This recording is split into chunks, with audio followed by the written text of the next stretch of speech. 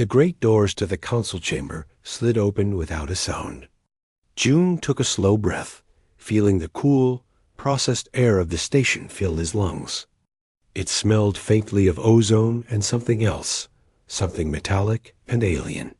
He adjusted the collar of his simple gray uniform, his fingers brushing the small, woven badge of the United Earth Nations. Ahead of him, the human delegation moved forward in a tight, quiet group. Their footsteps, a mix of soft saws and official clicks, were swallowed by the immense space before them. The chamber was a vast, circular room.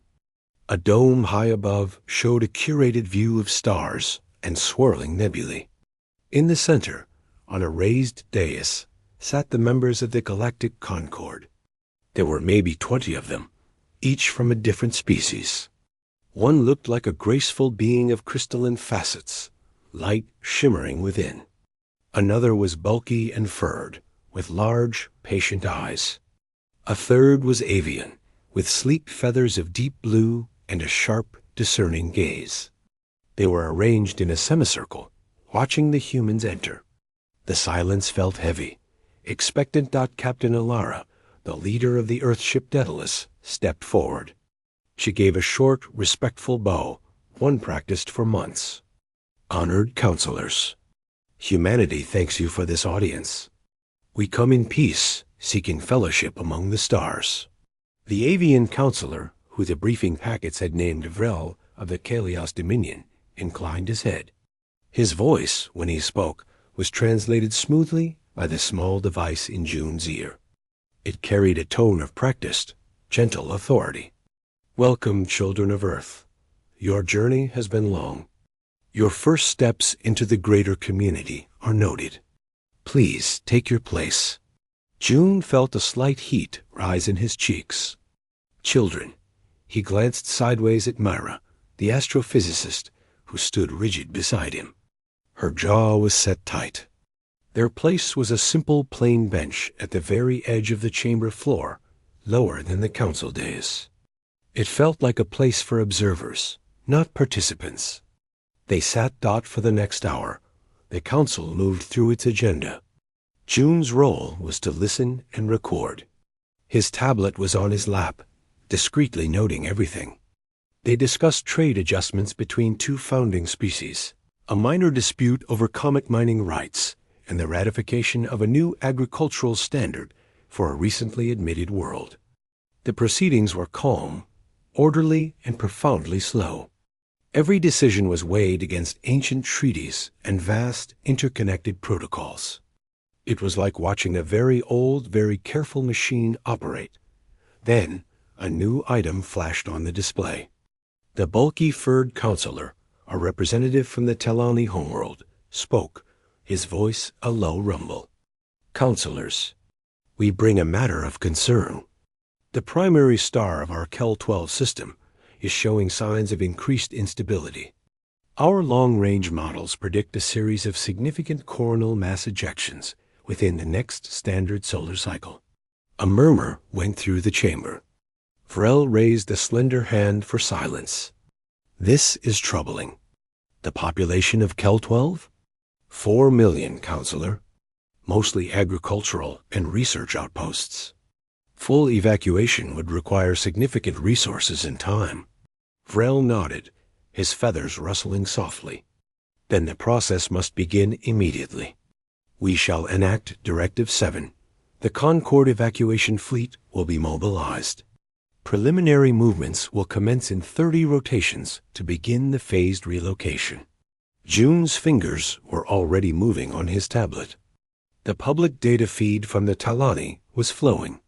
He tapped into it, opening a basic analysis program he had built himself.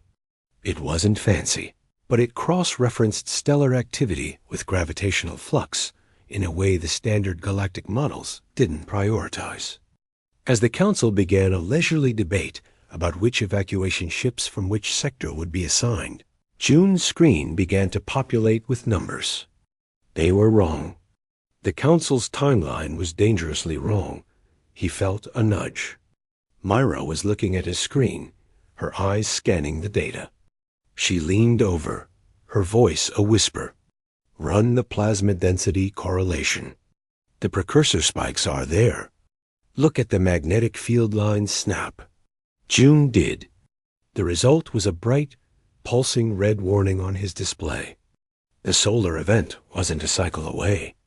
Based on the precursor energy buildup, it was imminent. Days, maybe a week. Not months. He looked at Captain Alara. She gave a slight, almost imperceptible nod. June stood up. The movement was small, but in the sedate chamber, it was like a shout. Conversations died down. All the alien eyes turned to him. He felt very small, very human. Forgive the interruption. Honored counselors, he said, his voice sounding too loud in his own ears. My analysis of the Kel-12 data suggests the instability event is significantly more advanced. The coronal mass ejections are likely to begin in approximately 6 to 8 standard days. The current evacuation timeline is insufficient. The silence was absolute. Counselor Vrel stared at him, his head tilted. And you are? Communications Officer Kim June of the United Earth Nations vessel Daedalus. Officer Kim June, Vrel repeated, the name sounding strange in his translated voice. We appreciate your enthusiasm. The Concorde has been modeling stellar phenomena for millennia. Our predictive systems are the most advanced in known space. The event horizon is well established. With respect, June said, holding up his tablet, your models are based on gravitational equilibrium. Our models also factor in rapid magnetic reconnection events from recent neutrino flux. The signs are clear.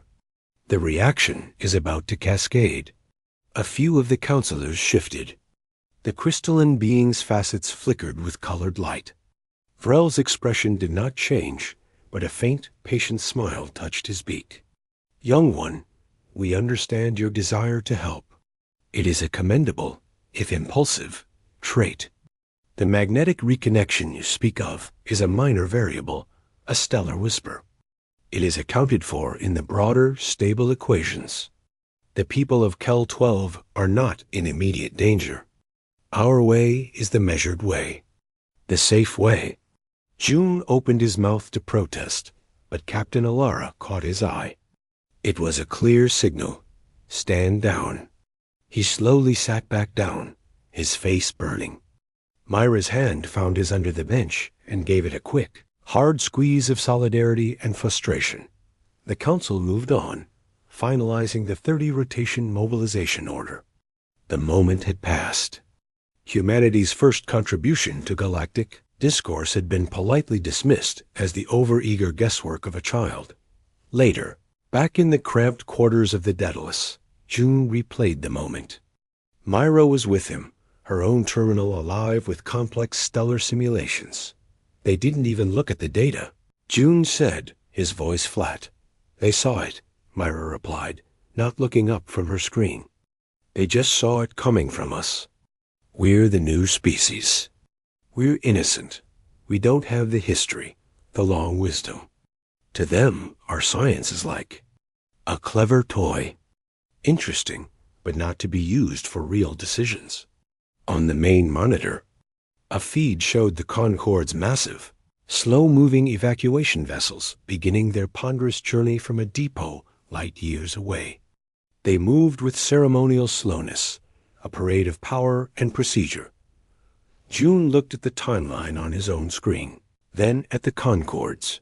The mismatch was a yawning chasm. 4 million lives were in that gap. And the galaxy, in its ancient, confident wisdom, was blind to it.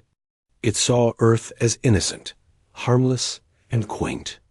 It did not see the urgency, the desperate calculus of survival that was etched into human bones.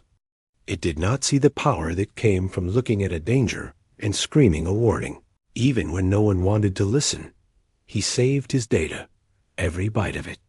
The council called it a childish guess. He knew it was a prophecy. And he knew, with a cold certainty, that when the star of Kel-12 erupted, the galaxy would finally be forced to look. The mood aboard the Daedalus was a thick, silent fog of frustration. June sat in the small observation deck, staring at the distant pinprick of light that was the Kel 12 star. His warning had been logged, officially noted, and utterly ignored. The Concorde's evacuation fleet continued its stately, distant ballet, entirely out of sync with the ticking clock only he and a few others seemed to hear. The door hissed open. Mira entered, her tablet gripped so tightly her knuckles were white. She dropped into the seat next to him, the usual sharp focus in her eyes replaced by a simmering anger. "I've run it 12 times, she said, her voice low. "Every simulation, every cross-check. It's not a cascade. It's a detonation. The first major ejection will hit the inner planet, Kel 12b, in 120 hours. Their lead evacuation ship won't even enter the system for 96 hours after that." June closed his eyes. 4 million lives. The number was too big to feel. It became a weight, a heavy, cold stone in his stomach. "Did you send it to the Council's science panel?" "Of course I did," Mira snapped, then sighed, rubbing her temples. They acknowledged receipt. They said the data is intriguing, but relies on unproven human heuristics. Their head astrophysicist, Aurelian like our friend the counselor, politely told me to stick to observed phenomena. They're blind. June, they're so bound by their perfect ancient models, they can't see the fire starting right in front of them. "What about the resonance idea?" June asked, turning to her. It was a wild concept she'd sketched out days ago, a theoretical way to use targeted magnetic bursts to soothe the star's violent hiccups. Myra brought up a schematic on her tablet. "It's not just an idea anymore. It's a plan. A desperate, stupid, possibly brilliant plan. Our experimental FTL drive, the one that got us here, it doesn't just bend space. It creates a localized, powerful magnetic resonance field when it spins up. If we could modify the field emitters on the Daedalus, and maybe on 2 of our shuttles, we could fly them into the corona's upper boundary. We'd sync their resonance frequencies to counteract the building magnetic knots. It would be like giving the star a precise rhythmic tap to stop it from screaming. Would it work? On paper? Maybe. In reality? We'd have to get closer to an active pre-eruption star than any sane pilot would ever go. The heat, the radiation? One miscalculation, and we're vapor. And we'd be doing it without Concorde approval, which means breaking about 17 interstellar laws. They sat in silence, watching the star. The choice was monstrous. Obey, stay safe, and watch a world burn. Or act and risk everything. They went to Captain Alara together. Her quarters were spare, functional.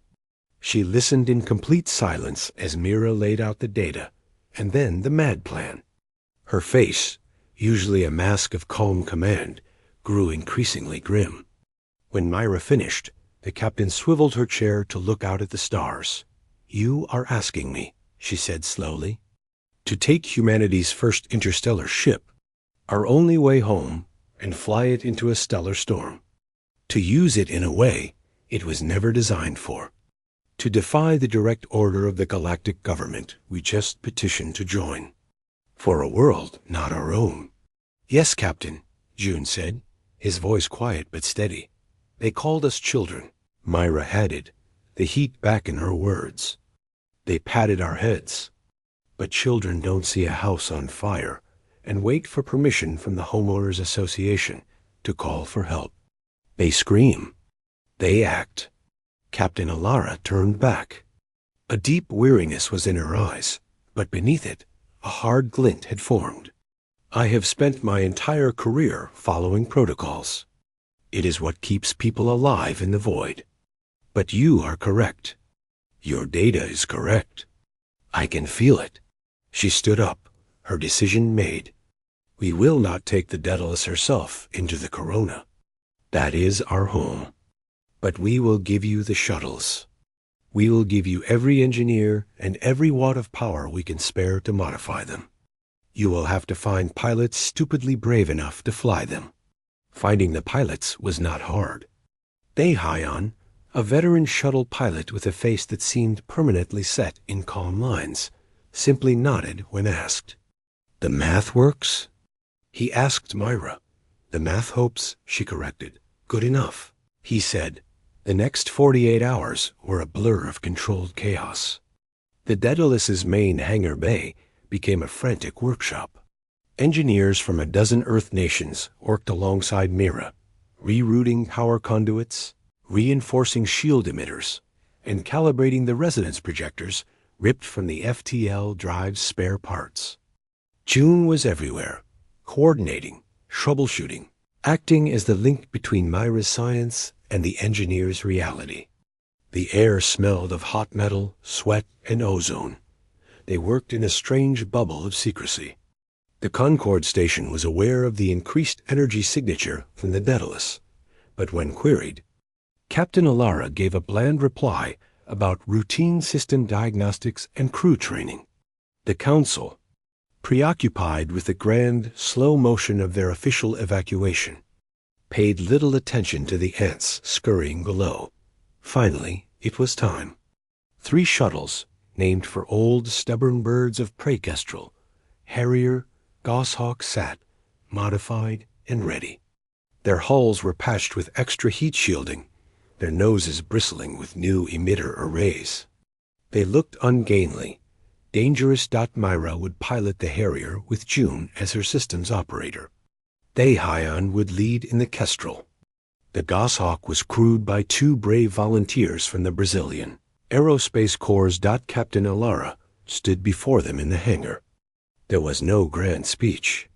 The Concorde has ordered us to stand down and observe, she said, her voice carrying to every crew member. You are choosing to disobey that order. I cannot command you to do this, but I can tell you that the Daedalus will be waiting at the extraction point.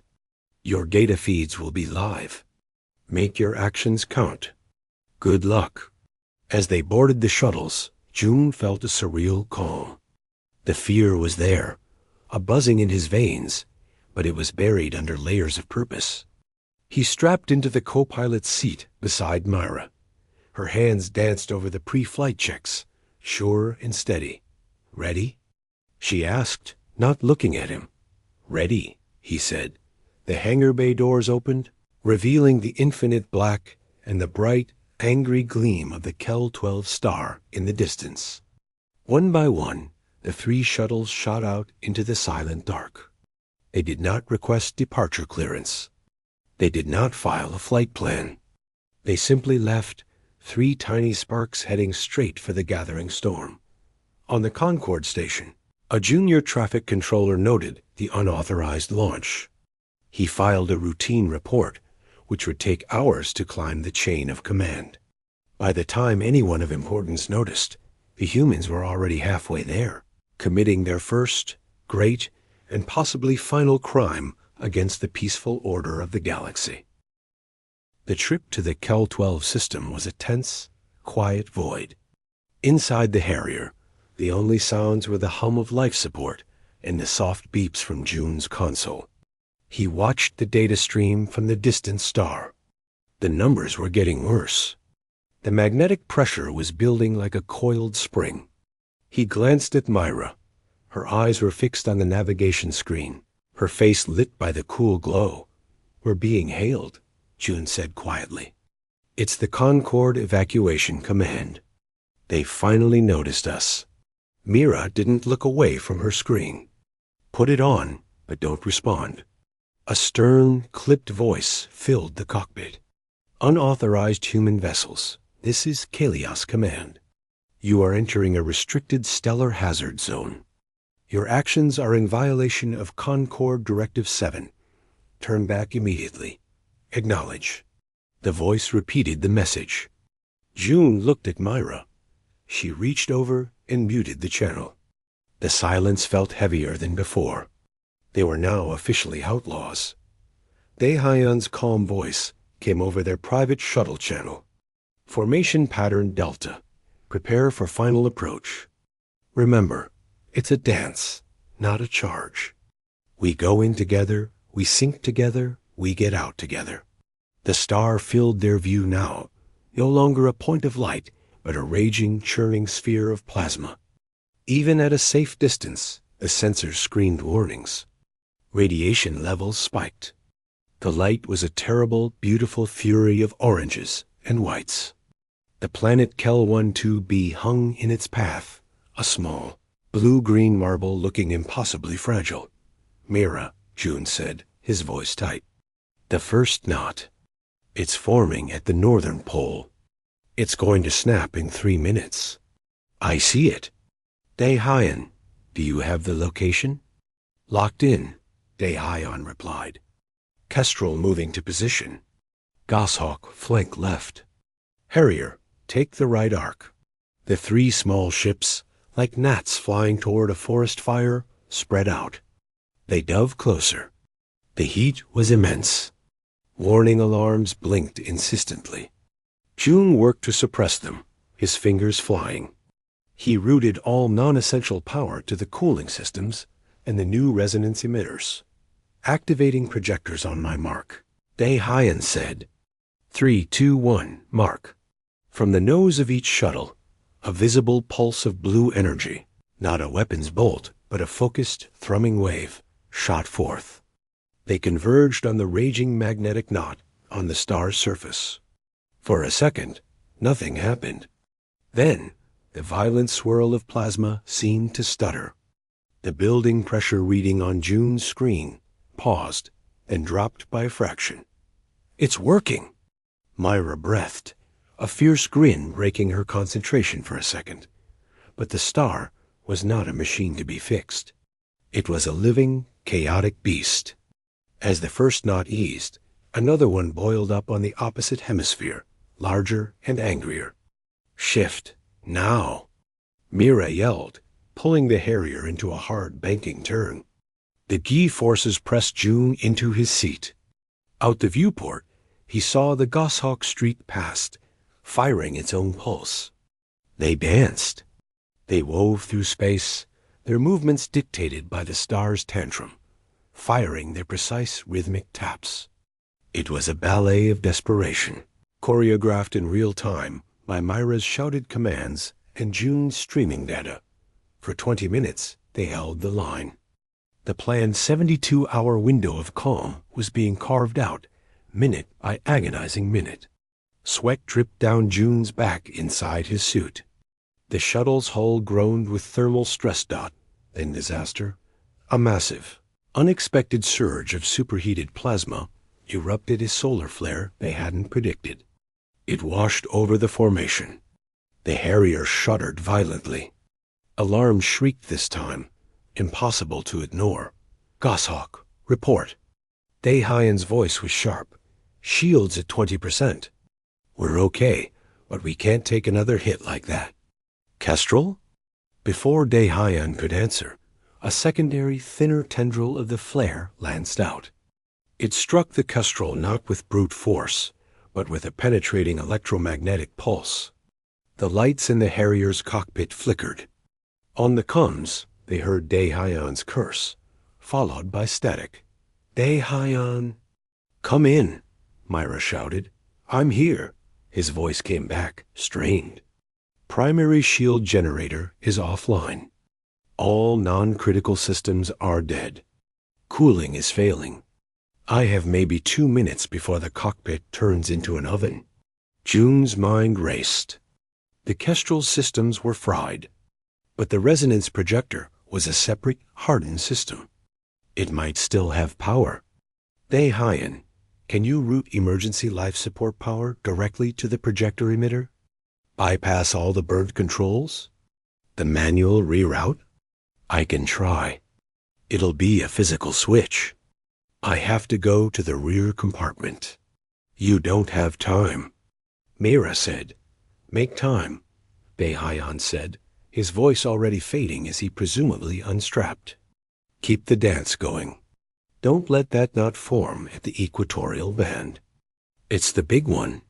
The channel went to static. Mira and June looked at each other, horror in their eyes. They were one pilot down. The most critical magnetic knot was forming.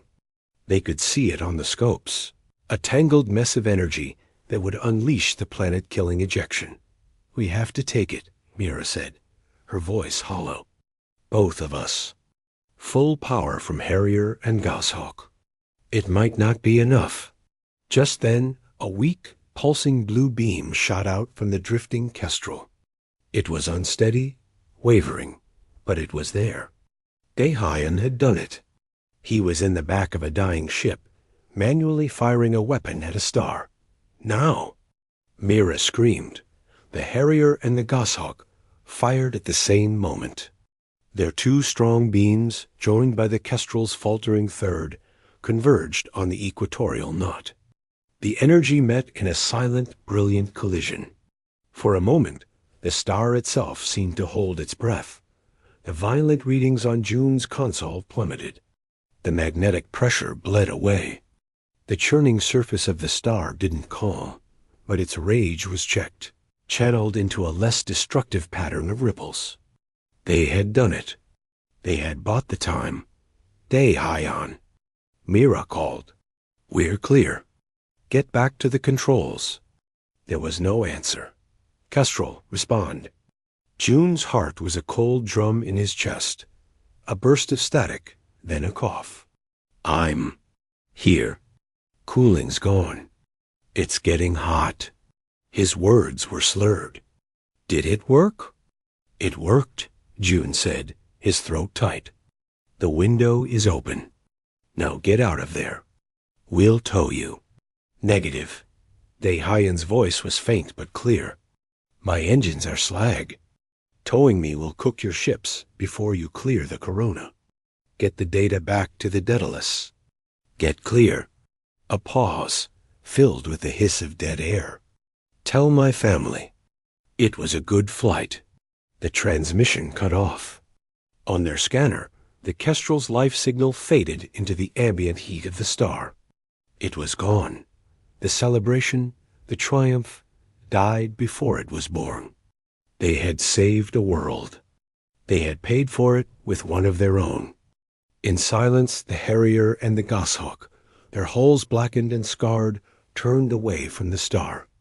Behind them, the massive, slow Concorde evacuation ships were finally beginning to arrive, their orderly procession now entering a space that was miraculously safe. They sailed into the calm the humans had bought with fire and blood. The two remaining shuttles flew back into the black, carrying the weight of their victory and its terrible cost. The judgment had been delivered, but its meaning was still a void. June, Myra, and Captain Alara were escorted not to a cell, but to a private conference room within the station.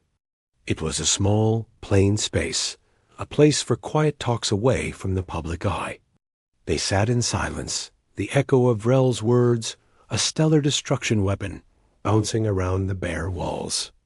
They had thought they were on trial for breaking rules. They had just been told they had accidentally rewritten the rules of galactic power. The door hissed open. The Tylani ambassador entered, her movements slow and graceful. She was followed by a younger aide, but she gestured for the aide to wait outside. The door closed, leaving the four of them alone. That was not a trial, the ambassador said, her voice a soft, melodic ripple. It was a revelation. For them and for you. Captain Alara looked weary. They see a weapon. We saw a tool. We saw a way to save lives. And that is what frightens them most, the ambassador replied, settling into a chair. A Kalios warship is a known thing. It is powerful, but it obeys the logic of power. It can be met, countered, understood. What you did, it came from a different place. It was ingenuity born of desperation. It was compassion weaponized. The old powers, like Counselor Vrel, they have no framework for that. All they can do now is try to name it, to categorize it as a weapon so they can fear it properly. June felt numb. So what happens now? They lock up our science? Ban our ships? No, the ambassador said, her large eyes blinking slowly. They are too smart for that. And they are not monsters. They are... Careful. Your weapon is not a ship or a blueprint. It is a mindset. It is your way of looking at a star and seeing not just a force of nature, but a problem to be solved. You cannot confiscate that. So they will do the only thing they can. They will try to integrate it, to control it by bringing it inside. Myra frowned. What does that mean? It means the verdict will be a paradox. You will be censured, and then you will be given a seat on the new Concord Stellar Hazard Response Council. You will be ordered to share all your predictive models and resonance physics with the Galactic Science Corps. Captain Alara stared. That's not a punishment. That's a promotion. It is both, the ambassador said. It is a punishment for your innocence. You have lost the right to be the quaint newcomers. You are now players in a game you did not know you were playing. And it is a promotion because they have no choice. They need to understand what you know. And they need to keep you where they can watch you. The galaxy is now on notice. Humanity is not a child. It is an unpredictable new factor in an ancient equation. Soon after, they were called back to the main chamber. The crowd was still there, but the air had changed. The gossipy hum was gone, replaced by a tense, watchful quiet. Counselor Vrel stood. He looked older, the feathers around his eyes seeming less sleek. After deliberation, he announced, his voice carrying without need for amplification. This council delivers its judgment on the humans of Earth. He looked directly at them. Your actions at Kel 12 were in direct violation of Concord law. Your disregard for procedure and authorized chains of command is reprehensible. For this, the human delegation is formally censured. This mark will be on your record. He paused, letting the condemnation settle. Then he continued. However, the outcome of your intervention cannot be ignored. Lives were preserved. A new, if alarming, technological capability has been demonstrated. The galaxy does not benefit from ignorance. Therefore, as a condition of your continued membership in the Concord, Earth will immediately and fully disclose all data and principles pertaining to your stellar, predictive models, and magnetic resonance technologies. Furthermore, a human representative will be required to serve on the reconstituted Stellar Management Authority. It was exactly as the ambassador had said. A slap on the wrist, followed by an invitation to the most important table in the room. Vrel's gaze hardened. Do not mistake this for forgiveness. It is containment. You came to us wrapped in the story of your own innocence. You spoke of peace and fellowship, but you have shown that human ingenuity, when pressed, does not create gentle tools. It creates leashes for sons. You are not innocent. You are responsible. From this moment forward, the galaxy will watch you. We will learn from you. And yes, he said, the word dropping like a stone, we will fear you. The human age of innocence is over. You now bear the weight of what you are. The session was adjourned. The crowd began to disperse, casting long, measured looks at the three humans standing alone on the chamber floor. The weight of Vrel's words was immense. They will fear you. As they turned to leave, Myra stopped. She looked back at the now empty council dais and at the stars visible through the vast viewport. They got it wrong, you know, she said quietly to June. What did they get wrong? They think our power is the resonance, the technology, she said. That's just the shape of it. The power, the real power was Dayhayan flying a burning ship. It was you refusing to stay quiet. It was all of us choosing to try, even when it was stupid. She turned to him, her eyes clear and certain. They think we discovered a new way to control stars. We didn't. We just proved we'll burn ourselves up to save a stranger. That's what they can't control. That's what they're actually afraid of. June understood. The galaxy had wanted to file humanity away as harmless children. They couldn't, so now they would file them away as dangerous weaponsmiths. They would study the resonance, the math, the hardware. They would miss the heart of it entirely. They walked back to the Daedalus. The corridors of the station felt different. Before, the glances had been curious or dismissive. Now they were calculating, respectful but wary. A new distance was kept. They were no longer underdogs. They were a mystery, and mysteries in a stable galaxy are dangerous.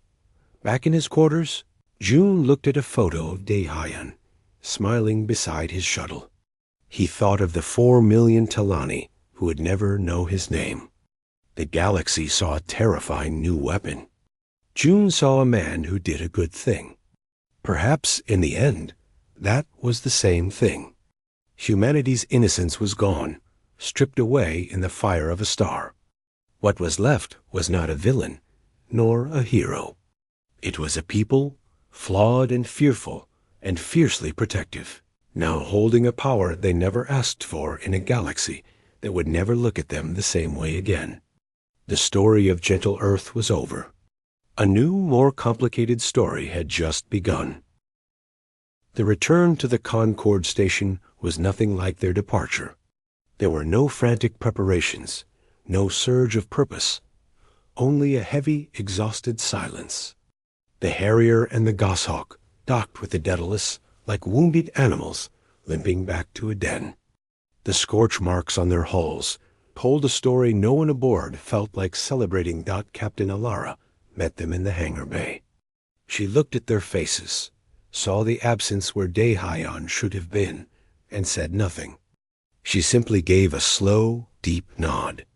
It was a gesture of respect, of shared grief, and of understanding for the choice they had made. But it was also a look that said the hardest. Part was yet to come. The summons from the Concord High Council arrived within the hour. It was not a request. It was a command for the senior officers and the principal actors of the Kel-12 incident to appear before a full disciplinary tribunal. The council chamber felt different this time. The air was cold and sharp. The vast space was packed with observers from dozens of species, their whispers creating a low, insect-like hum. The semicircle of counselors looked down upon them, no longer with paternalistic curiosity, but with stern, unreadable faces. Counselor Vrel presided, his avian features set in a mask of solemn authority. Captain Alara, Mira, and June stood on a plain, exposed spot in the center of the floor. They were alone. The light seemed brighter, harsher. Captain Alara of the Uns Daedalus, Vrel's voice echoed, stripped of its earlier gentle condescension. You stand accused of gross violation of Concord Directives 7, 12, and 23. You deployed armed vessels into a restricted hazard zone without authorization, interfered with a stellar event, and caused the destruction of a spacecraft and the loss of a life. How do you plead? Alara stood straight. We acted to prevent the loss of 4 million lives, Counselor. We plead necessity. A murmur rippled through the observers. Vrel's beak clicked softly. Necessity is not a defense recognized by interstellar law. Your warning, as you called it, was noted and assessed by our science corps. It was deemed insufficient. You chose to substitute your own judgment and your primitive technology for the wisdom of millennia. And in doing so, you killed one of your own. He paused, letting the accusation hang in the air.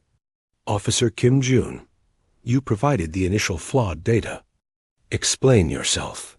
Jun felt every eye upon him. He cleared his throat. The data was not flawed, Counselor. It was different. Your models look at stellar equilibrium over centuries. Ours are built to predict sudden, violent change. We come from a planet of storms and earthquakes. We learn to look for the cracks before they break. He held up his tablet, though he knew they wouldn't look at it. The event occurred exactly when we predicted. The Concorde evacuation fleet would have arrived to find cinders. Engineer Park Mira. Vrel turned his gaze on her. You devised this. Reckless intervention. You turned drive components into unauthorized tools. You convinced others to follow you into a suicide mission.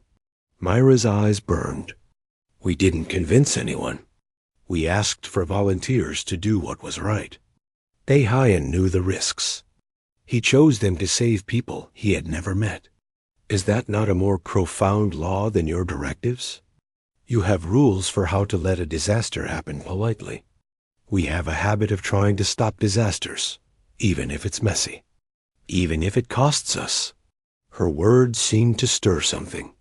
Among the observers, the Talani delegation, the species they had saved, leaned forward. Their large, moist eyes were fixed on the humans. The prosecution was relentless. They played sensor logs showing the unauthorized launch. They displayed the Kestrel's final fatal systems failure.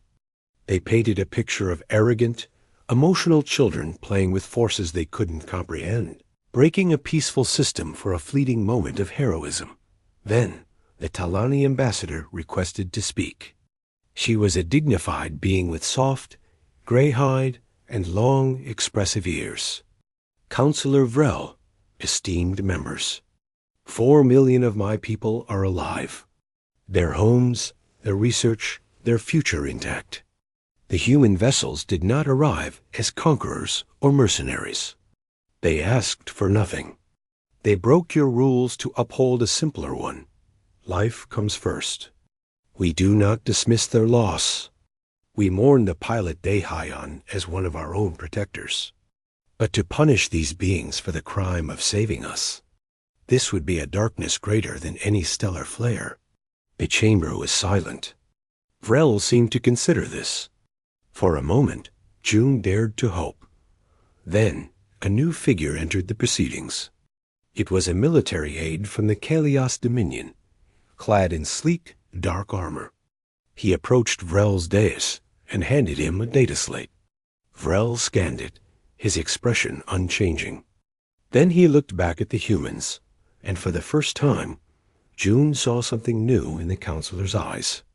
It wasn't anger. It was fear. This tribunal has just received a new analysis from our Strategic Science Division. Vrel announced, his voice now quiet, which made it somehow more terrifying. A forensic scan of the resonance energy used at Kel 12. He tapped the slate, and a holographic schematic appeared above them. It showed the star, the human shuttles, and the intricate lattice of their resonance beams. Your actions did more than calm the stellar activity. Vrel continued. You created a focused, standing magnetic wave. You did not merely soothe the star. For a brief moment, you held it. You dictated its behavior. He zoomed the hologram in on a single, precise point where the beams had converged. This convergence point. The energy density here was sufficient to, if directed differently, trigger a forced solar collapse or induce a supernova-level eruption in an unstable star. You did not just use a tool. You demonstrated, with modified civilian craft, a scalable stellar suppression weapon, and by extension, a stellar destruction weapon. The silence in the chamber was absolute. The air seemed to vanish. You came to us innocent, Vrel said, the word now tasting like ash. We believed your history of conflict was behind you. We believed your technology was harmless. But you have brought a new kind of fire into our galaxy. Not the blunt fire of plasma missiles, but the precise, terrible fire that can leash a star. Or unleash it. Your rescue was also the first live fire test of the most terrifying weapon system this Concorde has ever conceived. He looked from June to Myra to Captain Alara. The paternalism was gone. In its place was the cold, wary assessment one gives to a dangerous equal. Your innocence, Counselor Vrel declared to the stunned chamber, is hereby revoked.